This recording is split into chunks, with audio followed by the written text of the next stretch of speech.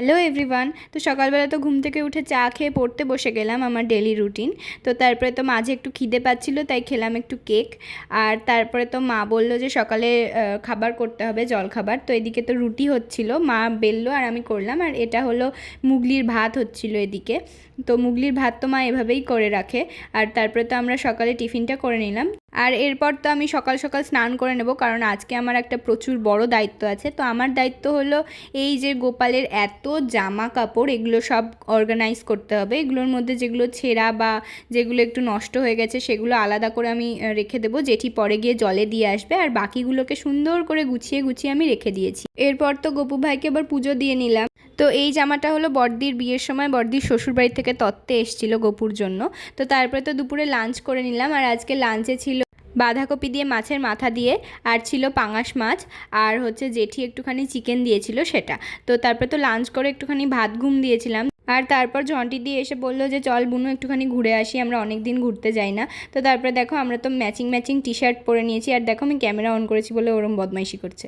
তো যাই হোক, তারপরে তো আমরা চলে গেলাম একটু কৃষ্ণনগর ঘুরতে। তো আমাদের ঘুরতে যাওয়া মানেই হলো চা করে যাওয়া, দিয়ে বসে একটু চাটা খেয়ে আবার চলে আসা। তো এইদিকে তো মেনু সিলেকশন চলছে। আর আমরা তো সূর্য অস্ত যেতে শুরু করার আগেই বেরিয়েছিলাম। আর এখানে তো একটুখানি আমরা গান এনজয় করছিলাম।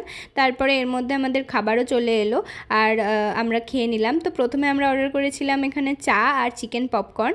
তো এটা খাওয়ার পরে আবার আমরা একটুখানি চিকেন বার্গার অর্ডার করেছিলাম, কারণ একটুখানি চিকেন বার্গারও খেতে ইচ্ছে করছিল, অনেক দিন পর বেরোলে যা হয় আর কি। তো তারপরে তো দিদি বাড়ি আসার সময় ভাবলো একটা গোলাপ কিনবে। আর ওর গোলাপ কেনার পর একটা অদ্ভুত ইচ্ছে হয়েছে যে ও বাড়ি গিয়ে কাউকে বলবে না যে এই গোলাপটা ও কিনেছে। তো ফার্স্টে তো আমাকে বলতে বলছিল, তারপর আমি বললাম যে না আমি না, তুই বল সবাইকে। দাদা বললো যে তোমার নাম বললাম কেন, বললো জোর করে এটা দিয়ে বাইক করে চলে গেলাম, খেলতেও পারলাম। খুব সুন্দর গোলাপ, গোলাপটা সুন্দর, এই জন্য রেখে দিয়েছি। ভালোবাসা তো তারপরে তো আমাদের আবার একটু অরুণ আইসক্রিম খেতে ইচ্ছে করছিল। তো যেহেতু ওটা আমাদের কুলগাছিরই টোটো ছিল, চেনাশোনা একটা কাকু। তো তারপরে কাকুকে বললাম একটু দাঁড়াও। তো অরুণ আইসক্রিম কিনে তো দুজন মিলে খেতে খেতে বাড়ি চলে এলাম। আর বাড়ি এসে দেখি আমার স্টুডেন্টগুলো এখানে আমার জন্যই ওয়েট করছে, ওরা এসেছিলো রিহার্সালের জন্য। আর তারপরে গেছিলাম আমরা থার্মোকল কিনতে। তো কেন থার্মোকল কিনলাম? থার্মোকল কি করবি? গাছ বানাবো, গাছ, সোনার গাছ, রূপোর গাছ, তারপরে জাদুর দণ্ড, পাখনা করি। তাই? হ্যাঁ। কি করবি ওগুলো দিয়ে? নাটক শুনেই নিলে আমরা কেন থার্মোকল কিনতে গেছিলাম। তো বাড়ি এসে আমি খেলাম চা, আর অঙ্কিতা এসেছিলো ওর ভাইকে নিতে, এটা হলো ওর ভাই।